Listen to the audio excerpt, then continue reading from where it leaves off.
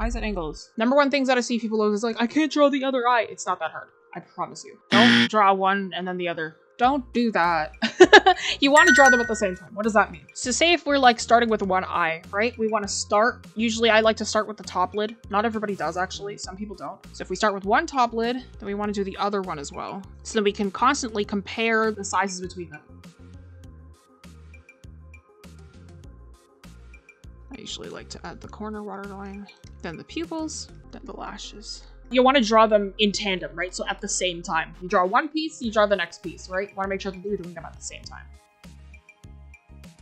Another thing that nobody ever talks about, don't skew the heights. This is like the number one thing that I've given advice for when it comes to eyes, but don't skew the heights. That's something that I see a lot of people do. When we have a head, when eyes are at different angles, while the widths may change, the height will not. Technically, if you're actually going for proportions of eyes, the face across is 5 eyes total. So if you have 2 of your eyes, 1 eye usually goes between, and 2 other eyes go between on the other sides. But yeah, when eyes are at different angles, while the widths may change, the height will not. One thing that I see a lot is, say if I've got a head at an angle here, kind of at a 3/4, and say if we have one eye like this, another thing that I'd see a lot is they just kind of have the same eye, but like it's shorter and smaller like this.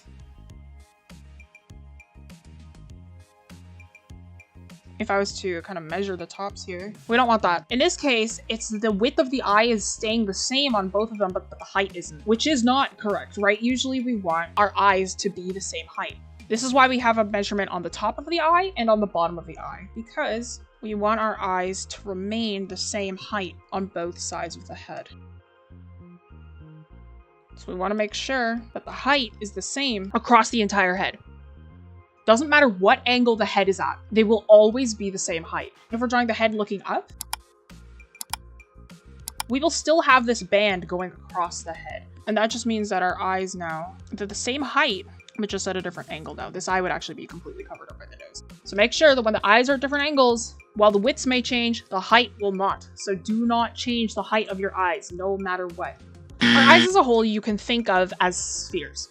So if we kind of have a sphere here, right, because it's an eyeball, not just an eye, right? So if we have the ball there and we have our pupil, our eyelids will go around this pupil. So we have an eyelid up there, an eyelid around there.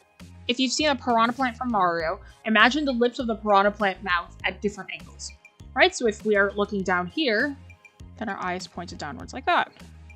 If we have it looking upwards, then our piranha plant lips will be curving upwards as well. Think about that pair of lips like wrapping around a sphere. That's how we want to think of it.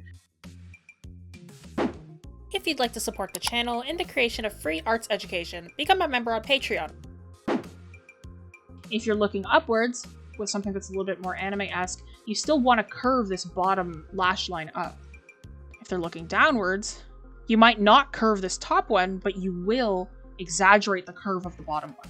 So if it's at a different angle, we gotta envision that piranha plant at a different angle. So if we think of those lips again, if it's pointing at 3/4, then we still have that curve of the eyeball, and now we have those lips wrapping around.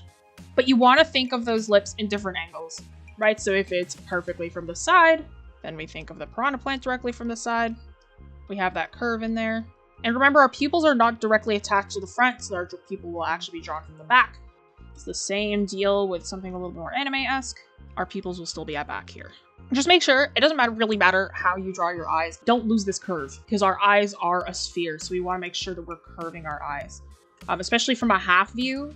And don't forget your eyelids. If you have a monolid, then it won't be as obvious, obviously, but usually you have a little bit underneath your eye. If you liked what you saw, be sure to hit that like button and subscribe so you never miss an upload. Join our art community with the links down below if you'd like to support the channel and the creation of free arts education. Become a member on Patreon for working files, behind-the-scenes posts, and discounts on our class offerings. If you enjoyed this video, here's a couple other videos you can check out next.